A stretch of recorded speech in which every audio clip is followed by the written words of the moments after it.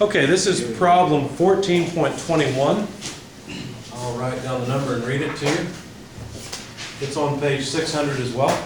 An airline employee tosses a 15-kilogram suitcase with a horizontal velocity of 3 meters per second onto a 35-kilogram baggage carrier. Knowing that the carrier is initially at rest and can roll freely, determine A, the velocity of the carrier after the suitcase has slid to a relative stop on the carrier. B, the ratio of the final kinetic energy of the carrier and suitcase to the initial kinetic energy of the suitcase.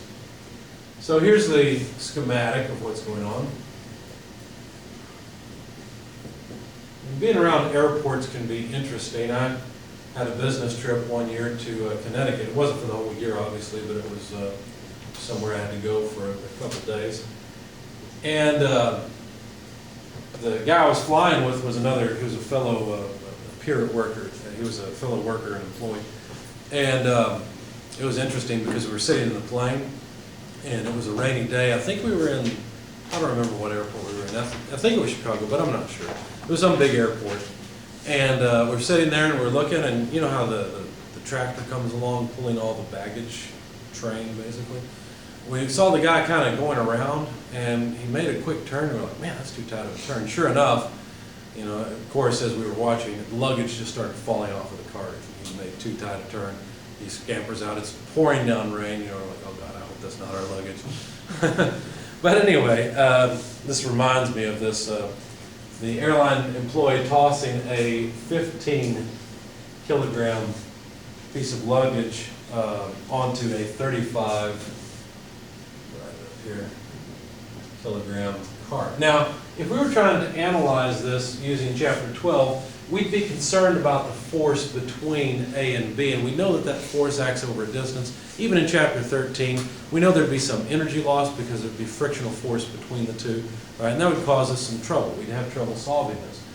Fortunately, chapter 14 is not terribly concerned about all of that. What we're interested in is the initial momentum and the final momentum. So let me write an equation that talks about the cart and the package together. This is kind of a good trick. Watch this. We're going to talk about the momentum of the cart, initial, plus the momentum of the package initially,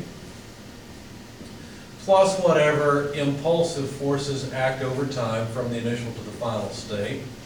And that would be equal to the mass of the cart plus the mass of the suitcase times the final velocity. Why is it like this? Well, initially the suitcase and the cart have two different velocities. In fact, the cart has a zero velocity, so this term goes away. But I'm taking the cart and the suitcase as a system from the very beginning, even though they're not touching each other initially.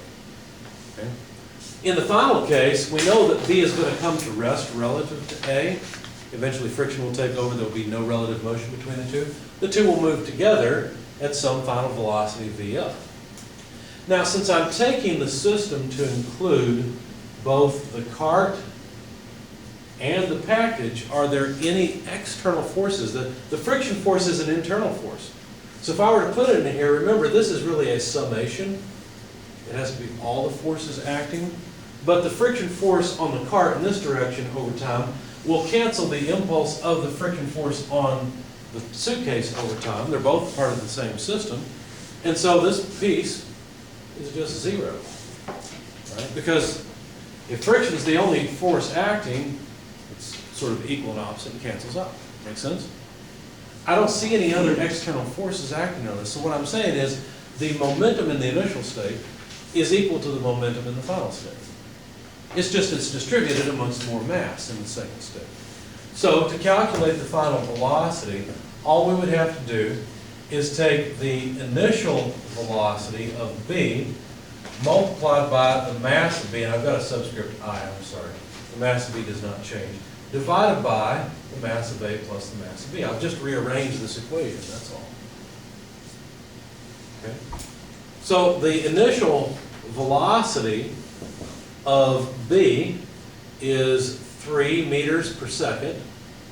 The mass of B is 15 kilograms. the mass of A plus the mass of B would be 35 plus 15. Can I just write down 50 kilograms? Is that okay? Kilograms go away. So take 3 and multiply it by 15 over 50, and what do you get? 0.9. How much? 0.9. 0.9, thank you. And we're in metric units, so this is meters per second. So the cart and the package is moving at 0.9 meters per second after the package has come to rest with respect to the cart. Now that was part A, that was the question for part A. Part B said, well, you know that friction acts over distance. Friction is an irreversible thing, right? You wouldn't expect to warm up the cart in the suitcase or whatever it is, and the suitcase all of a sudden go flying off the cart. It doesn't work that way, right? So we know that there must be some energy loss. And it's not that energy is destroyed, it's just converted from kinetic energy to thermal energy. It heats up the suitcase and the cart. So how much energy is transformed? In other words, how much energy is lost in a sense? How much goes into thermal energy? Well, to calculate the initial energy, we'll have to dip back into chapter 13. So what kind of energy did the suitcase have? Well, it had kinetic energy, right? And the kinetic energy would simply be 1/2 mass of B, VB initial squared, right? Because B was the only thing that was moving initially. So this would be 1/2 15 kilograms multiplied by 3 meters per second quantity squared. Plug that in your calculator if you would please. It's essentially 4.5 times 15. And the units, what will the units be? Well, we'll figure that out in a second, which you've given me a number. So 9 over 2 is 4.5. 4.5 times 15 is what? 67.5. 67.5, thank you. So 67.5 what? Well, a kilogram meter per second squared would be a newton, but we've got an extra meter, right? Because this square works on the meters and the seconds. This is meter squared per second squared. So a kilogram meter per second squared is a newton times a meter. What is a newton times a meter? It's a joule, that's right. So these are joules. Okay. So the initial energy of the system is just kinetic energy, and it's 67.5 joules. The final energy of the system, do you think it's going to be the same, more, or less? Same. Think it'll be the same? Let's find out. So the kinetic energy in the final state will be 1/2 the mass of A plus the mass of B, because they're both moving at the same speed, times the final velocity squared. So let's see what that comes out to. 1/2 mass of A plus mass of B, that's 50 kilograms, you already told me that. The final velocity, 0.9 meters per second quantity squared, and we'll have joules again. So plug this in your calculator, please, and tell me what you find. What is that second part? Is it that's energy of? This is the final energy after the package or the suitcase, whatever it is, has stopped moving relative to A. So A and B are moving together. Okay. Right? Because this is on wheels, so the cart is able to just move horizontally without any friction. It's 1.25. 20.25. What happened to that? What happened? Good question. Anyone know what happened? Energy was lost. Where'd the energy go? Well, more particularly frictional work. Anybody in 220 with me? Okay, well that explains it. What happens is friction acts over a distance. And basically, just like taking your hands and rubbing them together, you rub them together, what happens? Your hands heat up, right? So that takes energy. The force times distance that I applied in pushing my hands together changed from motion of my arm to thermal energy in my hands.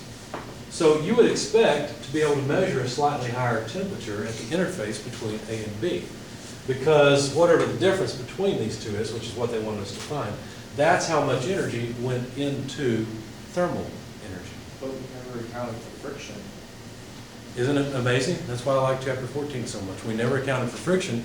It was because it was an internal force. And yet, what we know, that's the beauty of conservation of momentum. Conservation of momentum works even when there's loss.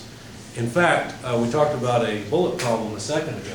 There's a classic experiment to measure the muzzle velocity of a bullet, and the way you do it is you fire the bullet into some type of medium that will hold onto it, like a block of wood, okay? Something where you know the block of wood, it's not gonna go through it, it's a large enough block, or something else that will slow down the bullet and make the bullet embed itself into the block. And you put this on a string. Of course, I've made the string too short, but that's for the sake of the video. And what happens is the block and bullet combination will rise up. Now, you need for it to not rise up too much, okay? But as long as it's a decent rise and reasonably controlled, you can adjust that by making the mass of the block higher. As long as that happens, you can figure out the potential energy difference. Then it becomes a Chapter 13 problem. So Chapter 13 allows you to figure out what was the velocity of the combined mass right after impact, right? You can figure that out. Because if you know how high it rose, then by conservation of energy, you would know this. This is just Chapter 13.